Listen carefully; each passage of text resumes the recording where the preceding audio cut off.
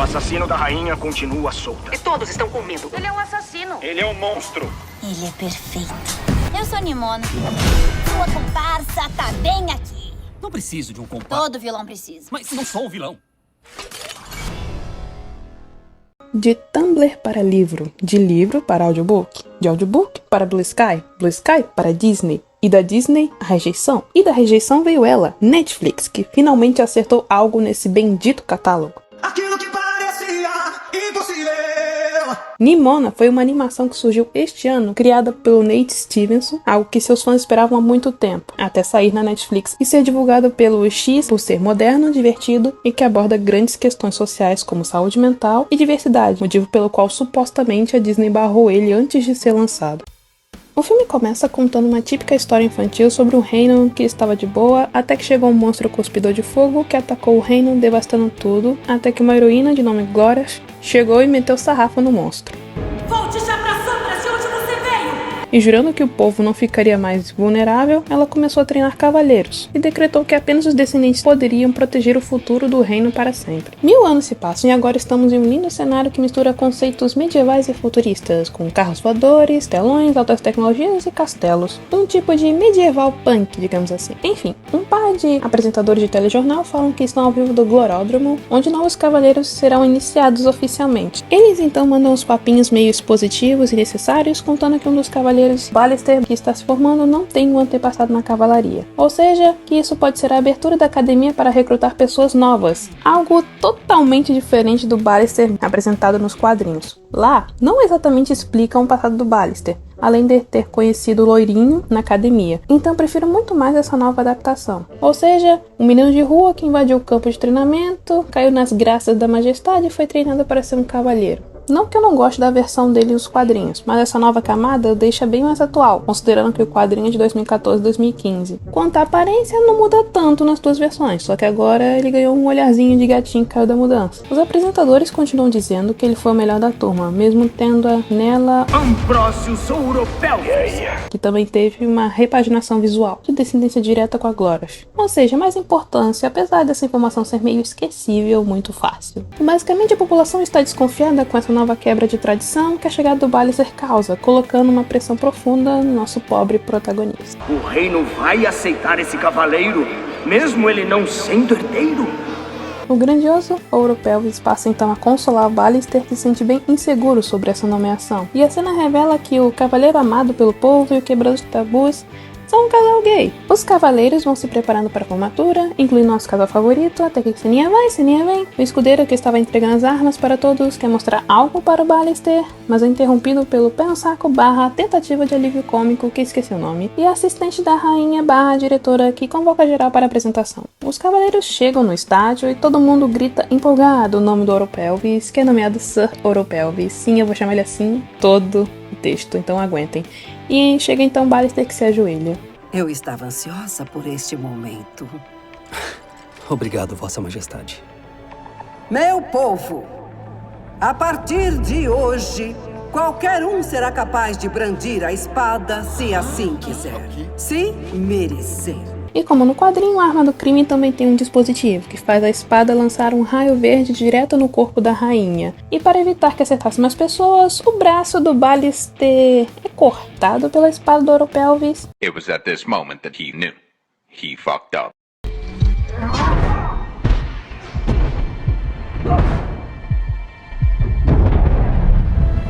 O teto despenca e Ballister consegue escapar.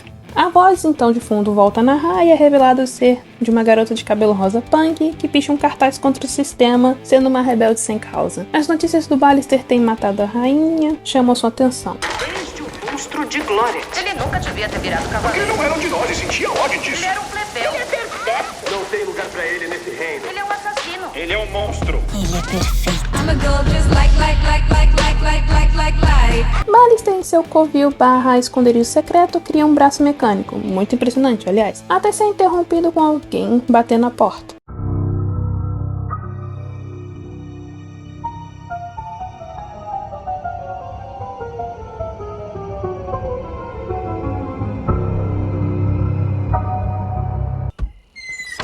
Eu, hein? Que E aí, chefe?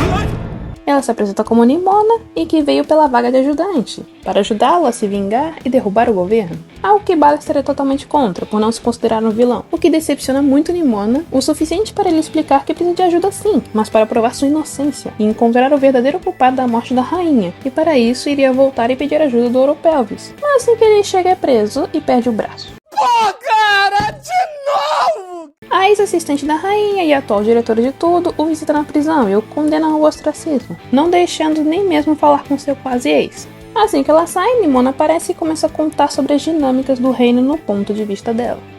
Como? Eu sabia que isso ia acontecer. Porque depois que o mundo te vê como um vilão, não tem volta. É só isso que eles enxergam, não importa o que você faça. Ela então o ajuda a escapar da prisão, depois que espancou alguns guardas para entrar, mas durante o caminho os dois acabam discutindo por causa de seus métodos diferentes. E ele acaba perdendo a paciência. Tá bom, beleza. Seguinte, vamos fazer as coisas do seu jeito, tá? Mata um, mata o outro, mata todo mundo! Vale. Ambrósios? Saúde. Nimona, querendo fugir dos guardas, prende os dois em um armário, enquanto Ballister está em choque, pelo seu quase ex-boy não ter duvidado da sua acusação. Sem paciência e tempo, Nimona o orienta para a realidade e mostra seu poder de se transformar em outros animais cor-de-rosa para que possam sair da prisão.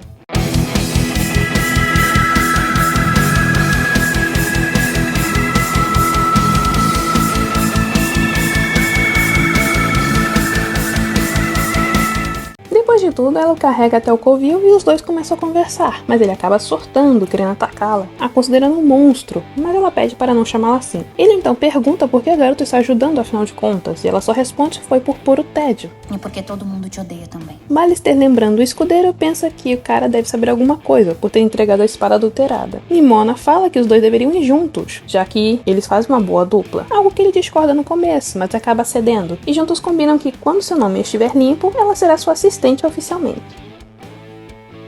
De volta ao castelo destruído, a diretora bota ordem no barraco e coloca Ouro Pelvis no comando para caçar o Ballister. Enquanto isso, a dupla dinâmica está tentando encontrar o escudeiro, quando a diretora faz um pronunciamento no telão. Diante do terrível ataque que a instituição sofreu ontem, estamos trabalhando para garantir a segurança de vocês. Por favor, não entrem em pânico.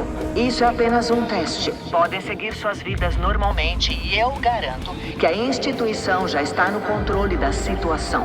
Escondidos em um beco, os dois discutem, até que Ballister resolve ir de metrô até o mercado, procurar o escudeiro. Os dois vão descendo as escadas rolantes até que ele percebe que estão cercados e precisam de distração. Algo que Nimona se encarrega fazendo algo bem discreto. Mate essa coisa! É o Ballister! Estou rolando, espalhando lixo! Espero que vocês gostem de jazz improvisado. Pega ele! Corta para uma sala de comando que escaneia o rosto de todos os cidadãos até encontrarem a cena do metrô. Ouro Pelvis então conta que o ex não gosta de jazz, o que lhe permite seguir a dupla até a próxima estação de trem. A dupla em questão, durante o passeio, começa a conversar sobre os poderes de Nimona e depois de insistir muito, ela conta sobre como adquiriu, que era uma garota normal, que brincava com os bichinhos, bem feliz, mas se sentia solitária, até que é atraída para um poço dos desejos. Uma moeda surge em sua mão, ela joga no poço e faz um pedido. Mas a história logo é cortada por uma piada e em troca ele joga um pedaço de pizza nela, assim construindo melhor essa amizade. Chegando na estação do mercado, eles veem toda a ordem de cavaleiros os esperando. Os caras então jogam uma bomba de fumaça e invadem o vagão, mas a dupla consegue fugir pelo teto. Eles continuam discutindo sobre o plano até que Nimona se transforma em um garoto e resolve fazer do seu jeito, enquanto Ballister tenta impedir. Mas, preocupada com o quase ex o encontrando, acaba entrando em um carro à venda. Nimona, no seu caminho, vai até o escudeiro e pede para segui-lo até o beco. Ele tenta se livrar dela, mas é tarde demais e a garota começa a persegui-lo por todo o lugar. Ballister, por outro lado, ainda dentro do carro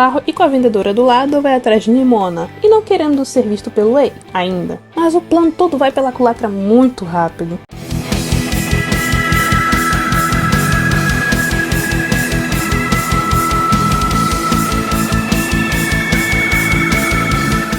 A dupla então para em um beco com o carro todo acabado e vem que uma flecha acertou a perna de Nimona. Ballister fica todo preocupado e tira a flecha com cuidado, mas ela conta que já passou por coisas piores, logo não dói tanto. Ele pergunta como é mudar de forma para ela, mas desiste para focar apenas em colocar uma bandagem improvisada em sua perna. Contudo, impressionada com aquela delicadeza, ela resolve explicar. Eu me sinto pior se eu não me transformo. As minhas entranhas ficam agitadas. Sabe aquele segundo antes de você espirrar? É bem parecido.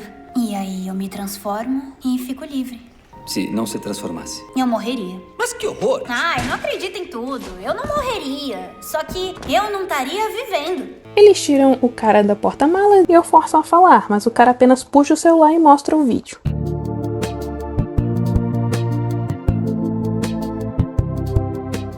Tudo aquilo abala o pobre Ballister, enquanto Nimona dispensa o cara e vai atrás do seu chefe, tentando explicar que a situação é ruim, mas que agora eles têm a prova de que precisam para condenar a diretora. No entanto, ele fica contra, pensando que isso destruiria o sistema, reduzindo a fé na instituição. Ele tenta justificar que a instituição não é um problema, e sim a diretora, e por isso ele precisa levar a prova para o Ouro Pelvis. Nimona continua tentando fazer ele ter um pouco de simancol, mas não tem muito sucesso. Sou um trouxa apaixonado ou pegado. Os dois então, seguindo o plano do Ballister, resolvem ir atrás do Ouro Pelvis para contar o que descobriram. Ballister, ligado pro ex. Isto nunca teria acontecido. Enquanto isso, Ouro Pelvis e a diretora estão no carro indo em direção à instituição e tem essa cena. Está pensando em alguma coisa, Ambrosius? Pode se abrir comigo.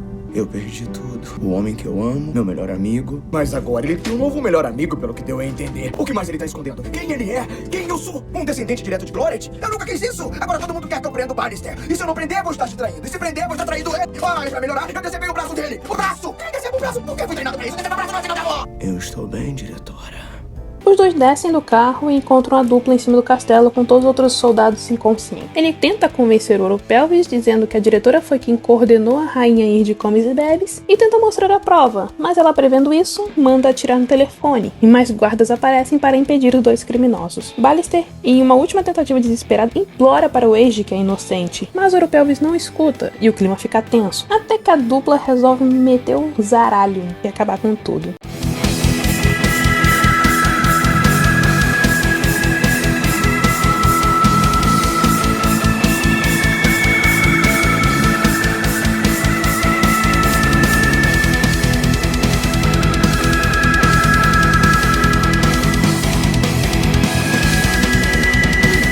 Nimona então salva uma criança e tenta confortá-la, mas a criança impõe a espada apontando para ela, comprovando que mesmo a salvando, ela ainda seria tratada como um monstro. Sabe como é? Um conceito cultural não muda do dia para a noite, né? Certos filmes que talvez eu fale futuramente.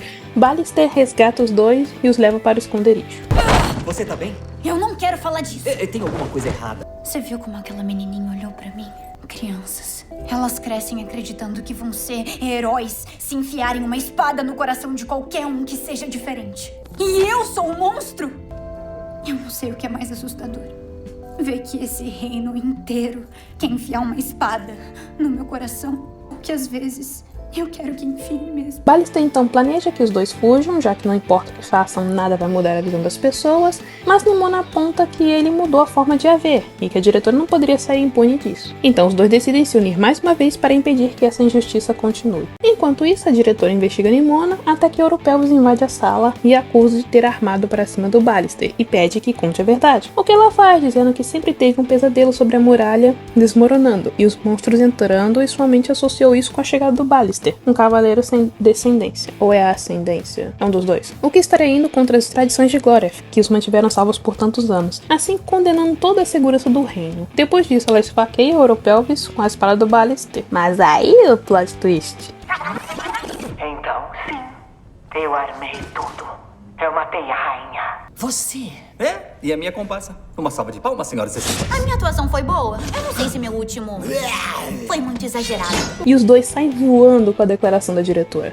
No final, o verdadeiro Ouro Pelvis aparece seguindo a espada, mas nada acontece. A dupla em seu esconderijo começa a jogar um joguinho de tabuleiro, até que ela queima um tabuleiro cuspindo fogo, mostrando mais um poder. Algo que Ballister aceita de boa, fazendo-a sorrir vendo que de fato eles agora são amigos de verdade. É revelado então que eles jogaram o vídeo na internet e, vendo o resultado caótico, os dois comemoram dançando. A diretora então lança sua última cartada, mostrando um pergaminho para o Oropelvis. Ballister é chamado pelo Oropelvis para um bar, algo que ele aceita meio relutante. Os dois se encontram e Oropelvis tenta alertar sobre algo, até que a televisão mostra a declaração da diretora, que refuta todas as acusações, jogando tudo para Nimona, por ela ser uma metamorfa, assim colocando todo mundo uns contra os outros. Oropelvis então pede desculpa por tudo e mostra um pergaminho, que tem uma cena de um monstro que Glorif enfrentou, podendo ver-se no desenho o esboço de Nimona. Mas Ballister apenas sai do bar, deixando Oropelvis sozinho e é perseguido pelo pé no saco até seu esconderijo. No covil, Ballister mostra o pergaminho para Nimona, perguntando se aquela criatura é ela ou não. Os dois discutem e ele a acusa de estar manipulando tudo, tanto que quase levanta a espada para ela, algo que o filme utiliza como simbolismo para mostrar o nível de lealdade das pessoas, em vários momentos. O pé no saco captura Ballister enquanto Nimona foge, parando em frente do Poço dos Desejos. É mostrado então um flashback de Nimona se transformando nos animais, mas nenhum deles queria interagir com ela, até que a garota encontrou uma jovem brincando perto do poço. Ela se transforma em humana e as duas interagem e brincam, até que Nimona revela seus poderes. Mas ao invés da garota recuar, ela adora, e as duas crianças passam a brincar por um longo período de tempo. Porém, os moradores da cidade veem ela se transformando e não aceitam os poderes da garota. Então ela é chamada de monstro e cutucam com forcados e tochas. O que eu devo comentar? Você vê uma criatura potencialmente perigosa, qualquer uma, um leão, um tigre, uma parada perigosa, que provavelmente vai te matar se ficar irritada. Você começaria a cutucar que nem uma pinhata. Às vezes é difícil separar a coragem da burrice e a persistência da falta do que fazer. Enfim, no final não foi ela que destruiu a vila, e sim as pessoas. Além de que toda aquela história no final havia sido manipulada por todos aqueles anos. Mas aí o plot twist. Volte já para sombras de onde você veio. Você é humana? Seja humana. Não, tem lugar pra você. Não mente pra mim! Você não queria ser humana? Volte já para sombras de onde você veio. Você sabe que você é. Enquanto isso, Ballister, ainda sequestrado, é espancado para que revele onde está Nimona. Mas ao sentir pequenos terremotos, os guardas acabam largando Ballister para ajudar a cidade. Nimona, em sua forma kaiju, invade a cidade, criando um verdadeiro caos. A cidade então manda tudo para cima dela, mas não a para. O pé no saco é atingido e cai, e a diretora decide ir até os muros para encontrar a arma final, enquanto Ballister vai atrás de Nimona, lamentando pelo que fez e preocupado com a amiga acima de tudo. Oropelvis tenta salvar os moradores e a diretora aponta o canhão para a cidade, planejando destruir um monstro, mesmo que leve metade da cidade junto, algo que o faz questionar o preço de tudo. Nimona vai andando em linha reta na direção do palácio. Eu não sei o que é mais assustador.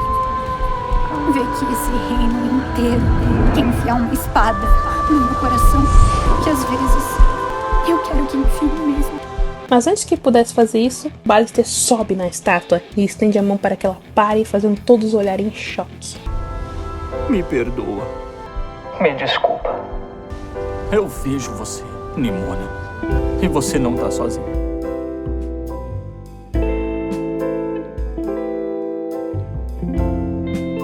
No entanto, a diretora ainda pede para que atirem na cidade, para destruírem um monstro. Ninguém mais a obedece, pois a ameaça já se foi, e Oropelvis até a confronta, pensando que eles podem estar errados todo esse tempo. Mas ela não desiste, ataca todos da torre e ela mesma mira na cidade.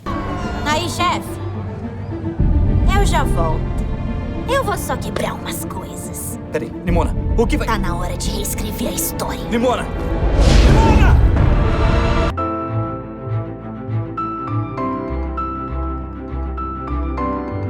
Volte já para as sombras de onde você veio! Ballister, vendo que desta vez Nimona não iria voltar, lamenta sua perda e é consolado por Oropelvis. O que ele não percebe é que toda aquela confusão conseguiu de fato quebrar a barreira, assim revelando um mundo bonito e inexplorado que tem lá de fora. O filme então corta para o Ballister narrando como estão as coisas, com a barreira aberta para o mundo, enquanto ainda espera que Nimona volte. As pessoas agora não condenam mais ele e Nimona, e sim os trata como verdadeiros heróis, criando inclusive um memorial para Nimona, algo que até mesmo o pé no saco reconhece que ela de fato foi uma verdadeira heroína.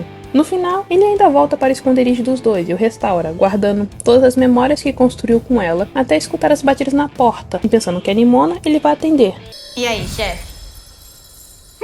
E o filme acaba revelando que Nimona está viva sem mostrar. Uma das maiores diferenças entre o filme e a graphic novel, fora o roteiro, são alguns conceitos de personagem. Para mostrar melhor isso, seria fazer um mini resumo do graphic novel, mas pegando apenas as cenas que são de fato mais relevantes e diferentes da trama do filme. Começa na cena da Nimona se apresentando e querendo ser sua assistente como o tubarão, e contando que os metamorfos são comuns neste universo. No entanto, mesmo sendo vilão, ele possui um código de honra próprio, onde não busca machucar ou matar ninguém, apesar dele ainda ter ressentimento do Oropelvis, que aqui também arranca o braço dele, e alegando que foi um acidente. Ah, mas você guarda mágoa? Guardo. Inclusive, me vingarei assim que for possível. Ah, mas tu não evolui não? Não. Quem evolui é Pokémon. Minha vida aqui é na base do café e do ódio. Por causa desse braço perdido, Ballister foi forçado a sair da instituição. Ele então decide provar que é muito mais que isso e acaba se tornando um vilão. Nesta versão, é muito mais um homem lutando contra o sistema, pois já é uma situação pré-estabelecida. Só que no meio de tudo isso surge um novo elemento, que é a Nimona. Uma garota agressiva que mata sem dó nem piedade, só quer ver o circo pegar fogo como assistente do seu chefe Ballister. Nas primeiras 28 páginas, já dá para entender qual seria a dinâmica dos personagens. De Nimona como uma verdadeira coringa das ideias, onde reflete que cada ação dos outros nela tem uma reação para ela. Se era para ser o cara mau, então eu ia ser o cara mais mau da história.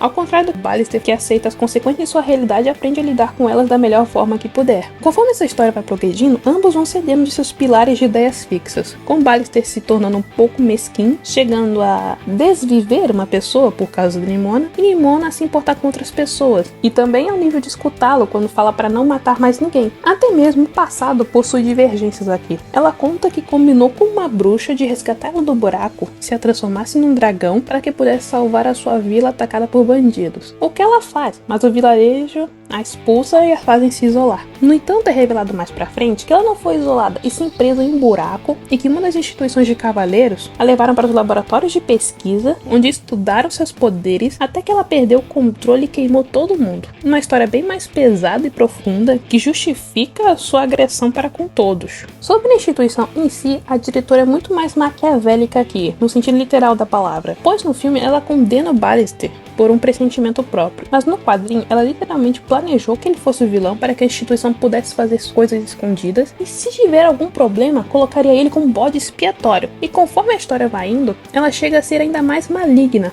tudo para que o sistema continue no lugar que ela criou e ela se mantenha como líder dele. A relação do Oropelvis com Ballister é um pouco mais cinzenta até metade pro final, do que a relação clara de amor que eles têm no filme. Aqui o Oropelvis se mostra inicialmente um idiota gay apaixonado, mas conforme a história vai progredindo, se vê mais humanidade no personagem, pois apesar de considerar Ballister seu arqui-inimigo, ele não quer que a diretora o mate ou que mate inocentes, mas seus pontos de arco de personagem são dois: o encontro no bar e a conversa na cela, pois o filme também tem essa cena no bar, mas partem para 5 minutos de soco sem perder a amizade, e termina com Ballister jogando na cara do Oropelvis o quanto a instituição é um problema. A cena da cela é muito mais perto do final do quadrinho, quando Ballister é preso por motivos muito mais profundos que não irei entrar, e Oropelvis confessa o que aconteceu antes da justa da arma trocada, e tendo finalmente desculpado pelo braço por toda a vida do Ballister, que não parece aceitar, mas se pode sentir que é o começo de uma possibilidade entre ele. E no final ele se redime muito, quase morrendo pela cidade. A relação do Ballister com a Nimona é mais construída no quadrinho do que no filme, tão bem feita que você também se sente meio mal do jeito que ela acaba, pois da mesma forma que no filme, Nimona acaba morrendo, mas aqui ela não volta a se comunicar com o Ballister, tanto que apenas espera que, se ela retornar a falar com ele, o reconheça como seu amigo. Assim como no filme, a Nimona também se transforma em um dragão negro, mas tem duas Nimonas, uma Nimona humana e uma Nimona dragão negro. No graphic novel se faz muitas coisas para mostrar os resultados de um grande jogo político, mas no final o mundo em si não sofre grandes alterações, apenas os personagens que se passam a refletir sobre os conceitos do mundo e o resultado de tudo aquilo. O micro não afeta o macro, tanto que o próprio quadrinho não reflete sobre a morte do rei, enquanto que no filme o micro e o macro se unem para criar uma nova rota. Tanta mudança de backstory dos personagens, no final não afeta tanta coisa. Apesar de que no caso do Ambrosius, isso fez ele ter uma segunda camada narrativa, algo que no graphic novel não tem. O que penso que só o escolheram para ser o cavaleiro por acaso, ao invés de ter um motivo mais profundo. Então achei uma boa sacada darem um pouco mais de importância pro personagem. Apesar de que, de novo, ele parece ser um pouco mais apagado aqui. No quadrinho ele aparece bem mais, já que ele é o capanga oficial da diretora, que faz tudo.